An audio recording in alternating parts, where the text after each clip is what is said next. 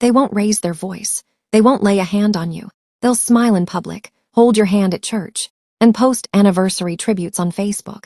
But behind closed doors, they'll slowly drain your spirit, erode your confidence, and leave you questioning your worth. These are not the men who show up on crime shows or in the breaking news section. These are the husbands who ruin lives, not with fists, but with silence, neglect, and psychological control. And the worst part, society doesn't just tolerate them, it praises them. They're often seen as good men because they don't cheat openly, they don't yell, and they don't hit you. But behind that carefully curated public image, they commit quiet, consistent harm. Their abuse is invisible, yet deeply damaging. It's not easy to spot, especially when you're in the middle of it. That's why today's video is crucial. If you're dating, engaged, or even already married, what you're about to hear might just save your future. Stay with me till the end, so you don't fall victim to any of such men.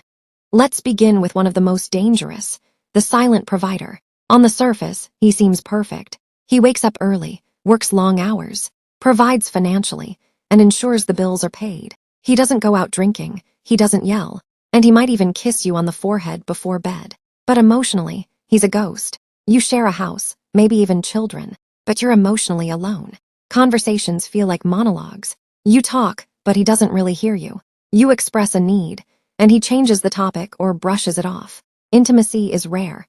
Affection feels transactional. And slowly, without you realizing it, you start to shrink, you stop sharing, you stop asking, you begin to wonder if you're needy, dramatic, or just expecting too much. But here's the truth. Emotional connection is not a luxury, it's a necessity. He tells himself he's doing his job by providing. But relationships require more than money. They require presence, vulnerability, a willingness to grow. And the silent provider refuses to engage on that level. Over time, you start doubting your worth. Not because he insults you, but because he makes you feel invisible.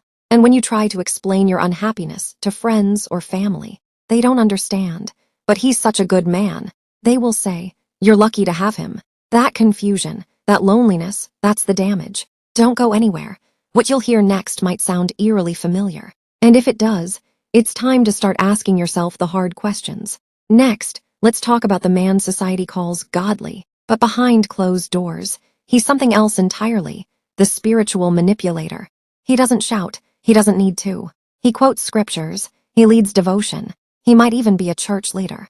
Everyone sees him as a pillar of morality and faith. But for you, life with him feels like walking through a spiritual prison, dressed as paradise. He doesn't use fists, he uses faith. His manipulation is subtle, wrapped in religious language and cloaked in what sounds like wisdom. But listen closely, and you'll realize he's not guiding you, he's controlling you. At first, it feels like spiritual leadership. You admire his discipline, his love for God, his commitment, but then it shifts. He begins interpreting the Bible for you, telling you what you should wear, who you can talk to, where you can go, and how you should behave as a godly wife. You're not allowed to question, because questioning is rebellion. You're not allowed to feel hurt, because he says, a wise woman builds her home. You're told submission is your calling, even when your soul is screaming. And here's the trap. Every time you speak up, he tells you that you're not being spiritual enough, that your discomfort is a sign of disobedience, that God is not the author of confusion. So if you're confused, it must be your fault. You begin to distrust your instincts. You start to believe that being spiritually mature means staying silent and enduring pain. But that's not submission. This type of husband is dangerous because he weaponizes what you believe in most, your faith. He twists the very words that once gave you life and uses them to suffocate your voice. And while others admire his righteousness, you're left battling guilt and shame, and spiritual confusion behind closed doors. Now, if you've ever felt spiritually trapped in a relationship, keep watching. What comes next is even more unsettling. You'll begin to see just how some of the most charming men can drain your joy and make you question your very identity. Now let's meet the master of illusion, the gaslighter. He doesn't need to hit you to hurt you. He doesn't need to scream to shatter your confidence. Instead, he messes with your mind until you start wondering if you're the problem, if you're crazy, or if everything is just in your head. Gaslighting isn't just about lying. It's psychological warfare. It's when someone intentionally distorts your reality so often that you begin to lose your grip on what's real.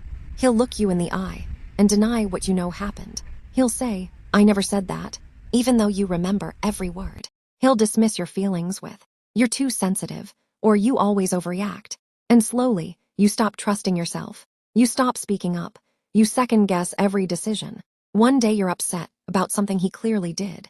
Maybe he stayed out all night with no explanation. You express your worry. He laughs and says, "You're making a big deal out of nothing." Then he flips it. "You're the one who's acting crazy. You're the reason I don't like coming home." And just like that, you go from being the one who was hurt to being the one who's wrong. You end up apologizing for feeling pain. That's the power of a gaslighter. You might be crying, and he'll tell you you're being dramatic. You might bring up a broken promise, and he'll say it never happened. You might catch him in a lie, and he'll somehow convince you that it's your memory that's faulty. It's like emotional quicksand. The more you struggle to explain, the deeper you sink into confusion and self-doubt. And the scariest part, to outsiders, he's the perfect partner, calm, rational and charming. They'll say, "He's such a patient man, you're lucky." They'll never see the damage because it's not bruises on your skin, it's bruises on your mind. By the time you realize what's happening, you're isolated, exhausted, and unsure of your own truth. Keep watching, because the next type of husband is even more common and just as destructive. He doesn't argue or gaslight. He simply chips away at your spirit, day after day, word after word. What he says sounds normal, until you realize it's killing your self-worth. Then comes the one whose words don't scream. They slice, the perpetual critic. He never raises his voice, but he also never lifts you up. From the moment you wake up to the second your head hits the pillow, there's always something you could have done better. You wear a new dress. He tells you it's too tight or the color is wrong. You cook his favorite meal. He says the seasoning is off. You offer an idea. He cuts it down without a second thought. Every effort you make is met with indifference, sarcasm, or backhanded compliments. And over time, you start to shrink in your own skin. What makes this kind of man so dangerous is how subtle he can be. His criticisms aren't loud insults. They're quiet, constant jabs disguised as just being honest. He'll say, "I'm just trying to help you," or "You're too sensitive," after picking apart your words, your body, your dreams, and little by little, you start believing him. You begin to see yourself through his eyes, flawed, inadequate, never enough. The woman who used to feel beautiful, bold, and full of life now tiptoes through her day, seeking approval she never receives. Then there's the passive-aggressive husband, the man who never raises his voice, yet somehow manages to silence you completely. He doesn't explode in rage. He doesn't hurl insults or slam doors. He will make you feel small in more sophisticated ways. He'll forget to do the one thing you asked him to do. Again, he'll laugh when you express hurt, call you too sensitive, and say, "I was only joking." He'll smile and nod in public, but in private, he withholds affection, drips sarcasm, and lets resentment brew beneath the surface. You'll feel tension without words, distance without reason, punishment without explanation. It's not outright cruelty, it's a slow erosion of safety, and you'll spend hours wondering if it's all in your head. Living with a passive-aggressive partner is like dancing on shattered glass. You can never quite put your finger on what's wrong, but something always is. He delays things that matter to you. He forgets the plans that were important. He'll give you the silent treatment with a smile. If you confront him, he'll claim innocence or worse. Flip it on you, you'll hear things like, "I didn't know it was a big deal," or "You're always looking for a reason to fight." But make no mistake, this kind of manipulation isn't harmless. It chips away at your self-confidence and leaves you anxious, tiptoeing around a man who never has to be the villain because he hides behind civility. You'll start to feel like the angry one, the crazy one, the problem. And that's exactly why this video is so important, because abuse doesn't always scream.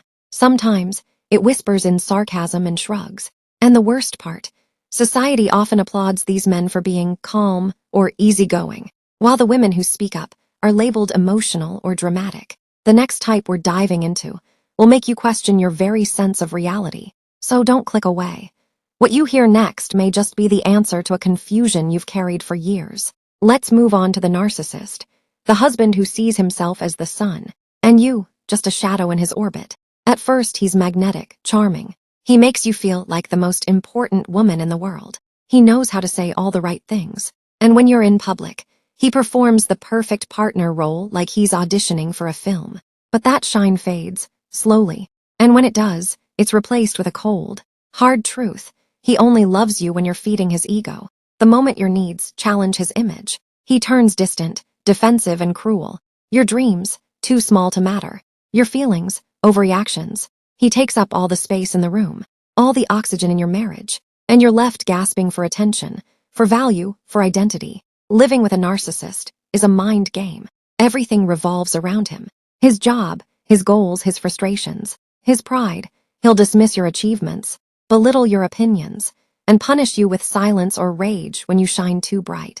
You'll find yourself apologizing for things you didn't do just to restore peace. You'll suppress your accomplishments so he doesn't feel threatened. And worst of all, you'll start to wonder if maybe you are too demanding, too emotional, too much. But here's the truth, you're not. He just needs you to believe that so he can stay on his pedestal. And here's why you must keep watching. Because too many women have mistaken narcissistic behavior for confidence, mistaking control for leadership, mistaking performance for love. We glamorize these men, the successful, self-assured, charming types, while quietly accepting emotional neglect and egocentricity as the price of love. But it's not love if only one person is allowed to exist fully. It's not love if you're constantly shrinking to make room for him.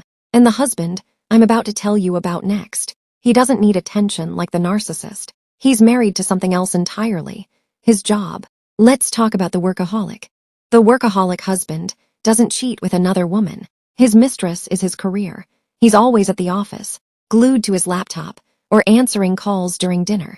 At first, you admire his ambition. You convince yourself that his hard work is for the family, for your future together, but slowly, you begin to realize something unsettling. He's not just working for the family. He's working and ignoring the family. Birthdays, anniversaries, your child's first steps all missed. Conversations are rushed. Eyes always darting to the next email, the next meeting. You're left eating meals alone, celebrating milestones alone, hurting alone. What makes this kind of husband dangerous is how society praises him. People admire his dedication, his hustle. They call him a good man, a responsible man. But they don't see the tears you cry while sitting next to an empty chair every night. They don't hear the quiet longing in your voice when you say, "I just want time with you." And when you do speak up, he accuses you of being ungrateful. He reminds you that other women would kill to have a husband who provides so well. But what he doesn't understand is that you didn't marry a wallet. You married a man. And you didn't sign up to be a single mother in a two-parent home. The most dangerous part, you begin to question your right to feel neglected. After all, he's not abusive. He's not cheating. He's not yelling. But emotional abandonment doesn't always come with bruises. It comes with slow fading, with loneliness that grows louder every night. You start to ask yourself, is this just what marriage is? And that's why you have to keep watching. Because there's another husband whose control runs deeper than time or attention. It's the one who controls the very money you need to survive.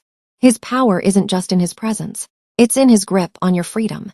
Let's talk about the financial controller. The financial controller husband doesn't need chains or locks to keep you trapped. He uses your wallet. At first, it might seem harmless.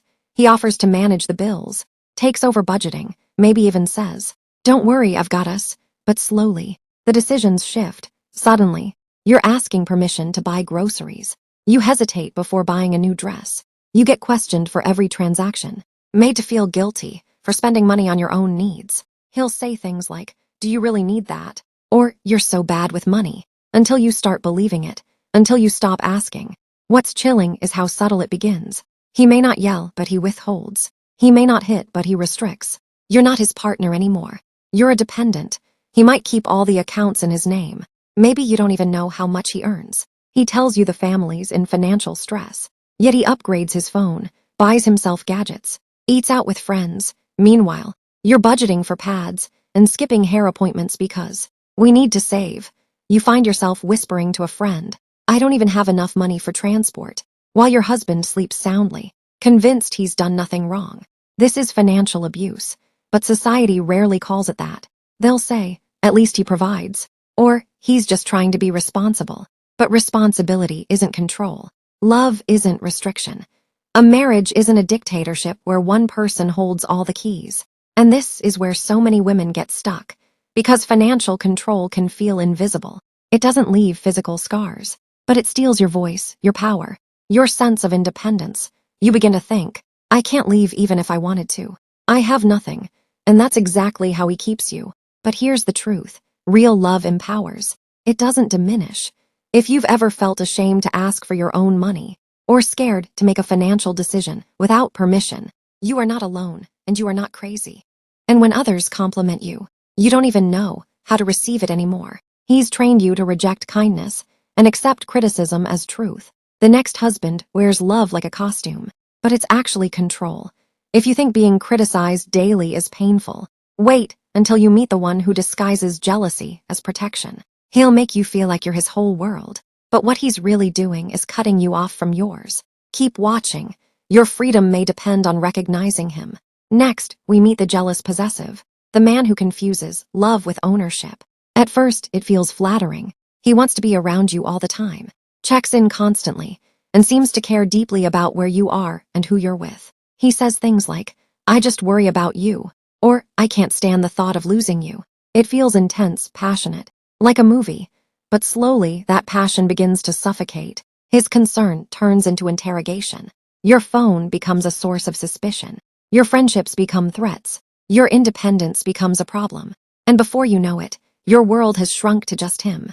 And even that space feels like a cage. The worst part, he'll convince you that this is what love looks like. He'll say he's only acting this way because he cares. He'll frame your need for space as rejection.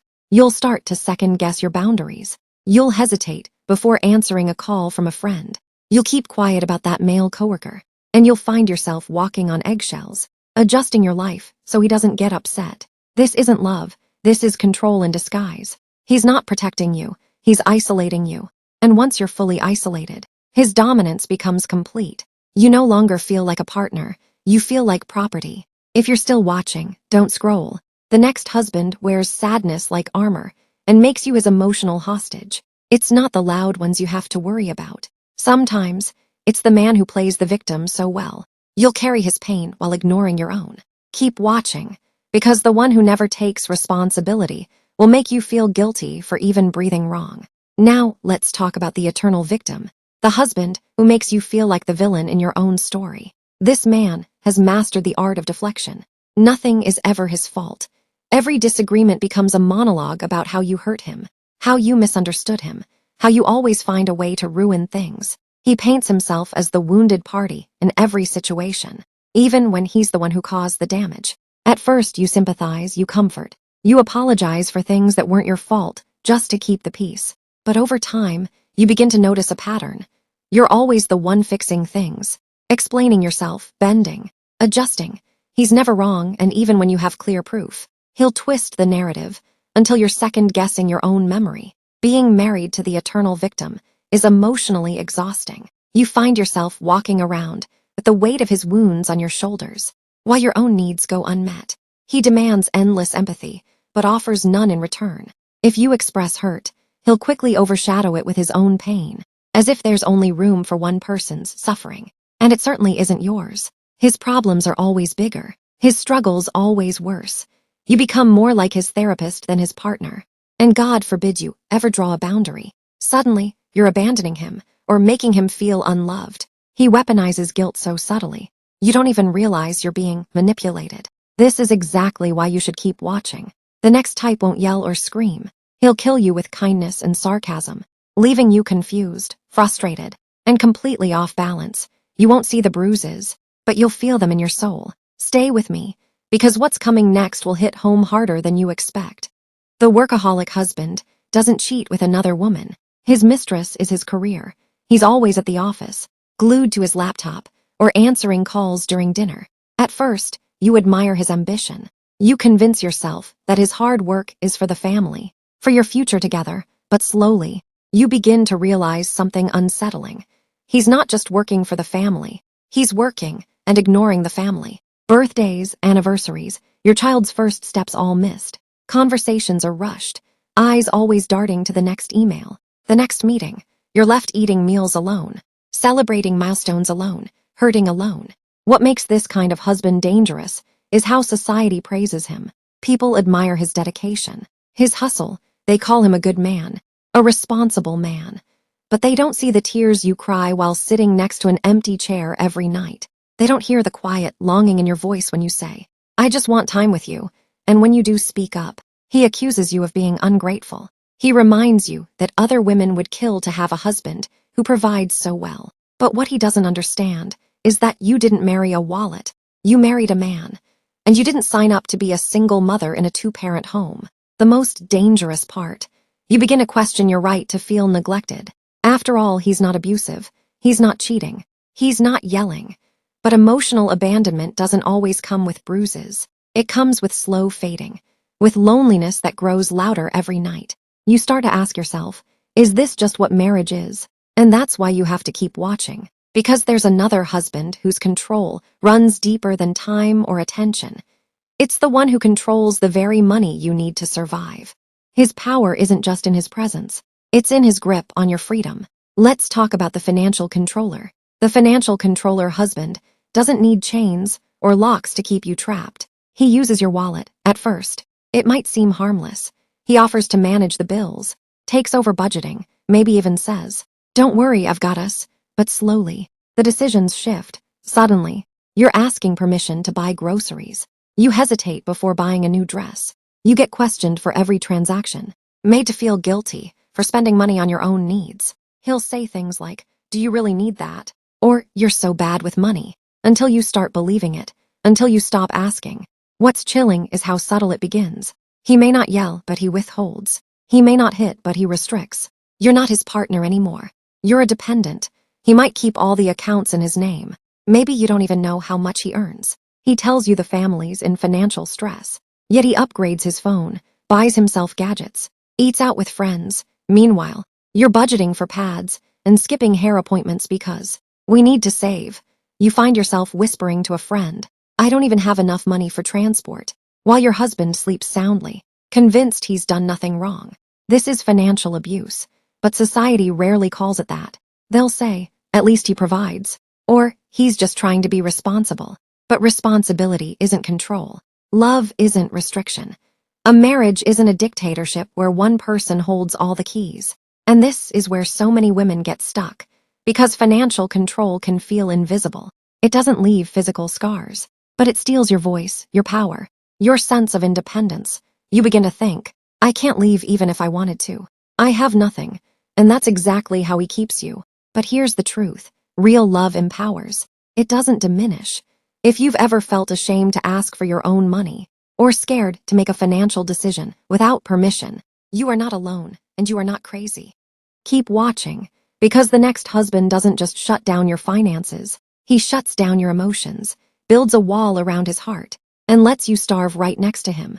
Let's meet the emotionally unavailable husband. The emotionally unavailable husband is present, but not really there. He might sit beside you on the couch, sleep next to you in bed, and accompany you to family events. But there's a coldness in the room that you can't shake. Conversations stay surface level. When you open up about your fears, your dreams, or even your day, he grunts, nods, or changes the subject. You're left feeling like you're talking to a wall. Over time, you begin to withhold.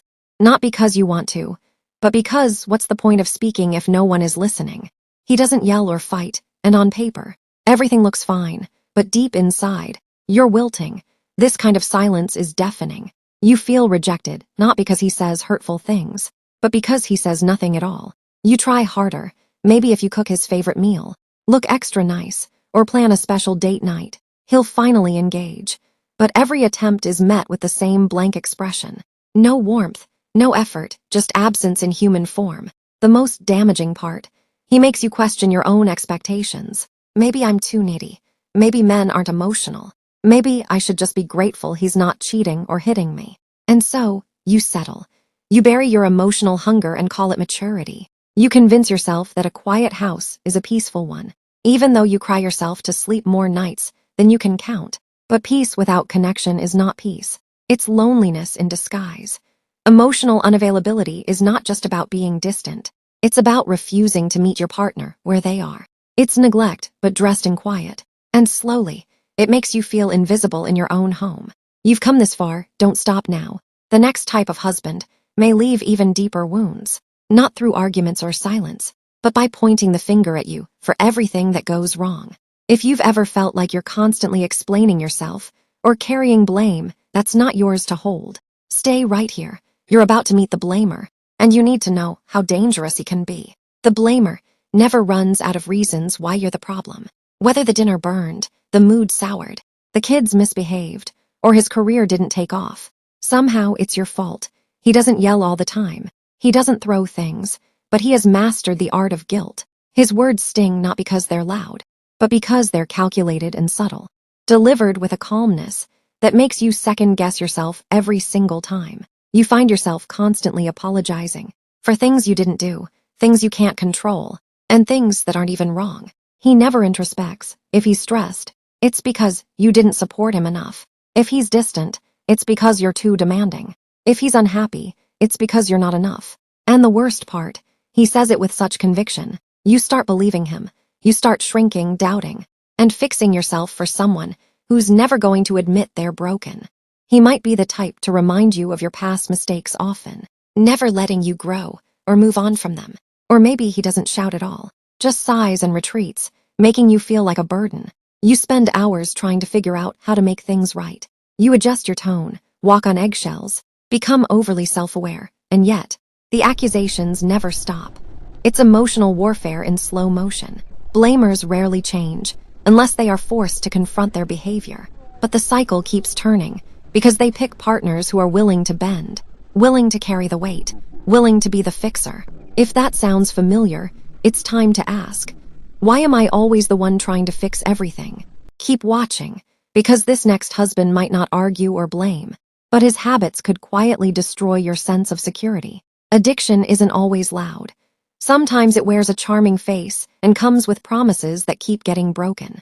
If you've ever loved someone who says they'll stop, but never do, the next husband is one you can't afford to miss. The addict doesn't always look like what you expect. He might be the life of the party, the guy with the great job, the one who promises he has it under control. But behind the laughter, the smiles, and the convincing apologies lies a storm that never really settles. When you're with him, love feels like a roller coaster. High highs followed by the lowest of lows. 1 minute, he's the man you fell in love with.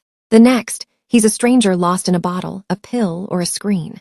You become an expert at hiding things. His behavior, your pain, your bruised hope. You cover for him with friends and family. You cancel plans when he's too intoxicated to show up. You even lie to yourself sometimes. Because facing the truth means accepting a version of love you didn't sign up for. And every time he says, "I'll do better," something inside you wants to believe it. So you stay, you hope, you clean up the messes and wait for the man you know he could be. But addiction doesn't just affect the addict. It slowly infects the people closest to them. You live in survival mode. Your emotions depend on whether he's sober or using. Your trust is shattered. Your home no longer feels safe. And you constantly ask yourself, what happened to us? You might even start feeling responsible for his addiction, wondering if you triggered it, failed him, or didn't love him hard enough to heal him.